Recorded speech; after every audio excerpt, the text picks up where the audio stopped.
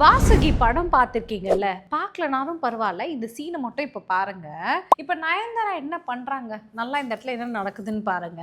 அவங்க வந்து மிளகு அரைக்கிறாங்க, மசாலாக்காக கிடையாது, அது ஃபைனா பவுடர் பண்ணி இவரோட இன்ஹேலர்ல கொண்டு வந்து போட்டுடுறாங்க. அந்த இன்ஹேலரை இவர் யூஸ் பண்ணதும் இறந்து போயிடுறாரு. ஓகேங்களா? இப்போ நயன்தாரா இங்க பண்ணது மர்டரா? இப்போ நயன்தாராவோட அட்வொகேட் வந்து சொல்றாரு, இங்க பாருங்க, மிளக மோந்து பார்த்தாலாம் செத்து போவாங்களா? அதெல்லாம் யாரும் சாக மாட்டாங்களே.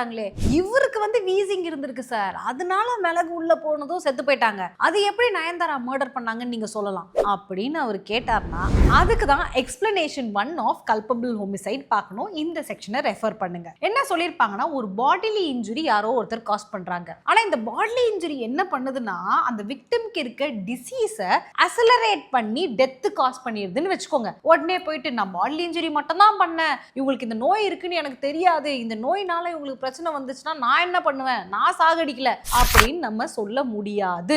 ஸோ இந்த பாடிலி இன்ஜுரி இந்த டிசீஸை அசலரேட் பண்ணி டெத் காஸ் பண்ணிடுச்சுனாலும் நம்ம கல்பபிள் ஹோமிசைட் தான் பண்றோம் அப்படின்றத இந்த எக்ஸ்பிளனேஷன் 1ல சொல்லியிருப்பாங்க. இன்னும் ஒரு படி மேலே போய் நம்ம செக்ஷன் 300 ஐபிசி 101 பிஎன்எஸ் மர்டரோட கனெக்ட் பண்ணோம்னு வச்சுக்கோங்க. அதுல கிளாஸ்ல என்ன சொல்றாங்கன்னு பாத்தீங்கன்னா, பாடிலி இன்ஜுரி நீங்க காஸ் பண்றீங்க, ஆனா தட் அஃபெண்டர் நோஸ் தட் இந்த பாடிலி இன்ஜுரி டெத்தை காஸ் பண்ணும் அப்படின்னு அஃபெண்டருக்கு தெரிஞ்சா போதும் அவங்க மர்டர் பண்ணிருக்காங்க அப்படின்னு சொல்றாங்க. இப்போ நயன்தாரா என்ன பண்றாங்க, she is causing a bodily injury. இந்த பாடிலி இன்ஜுரி டெத்தை காஸ் பண்ணும், அதாவது அஃபெண்டருக்கு தெரியும் இது டெத்தை காஸ் பண்ணுன்ட்டு தெரிஞ்சுதான் அதை பண்றாங்க அப்படின்றதுனால நயன்தாரா இங்க மர்டர் பண்ணியிருக்காங்க.